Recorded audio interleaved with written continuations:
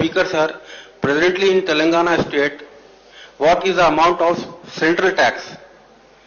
What is the state share in central government taxes? After clubbing of the above central taxes, what is the share of state government? Speaker sir, what is the rate of GST? What is the state rate of GST?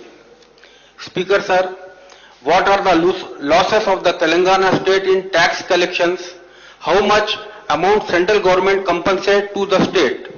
और एक point ये है sir, commodities like petroleum products, state excise are not included when it will be included in GST. At present, there is a high tax on the petroleum products in the state. Speaker sir, after GST, what is the tax burden on the common man of the state? Tax decreasing or increasing? Lastly sir, ये है, presently FRBM is 3.25%.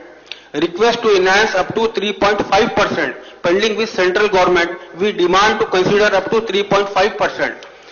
Chief Minister of Telangana, यहाँ resolution जो पेश किया गया है, मजलिस इत्तेहाद अल मुस्लिमीन उस resolution की तायीद करती है. Thank you sir.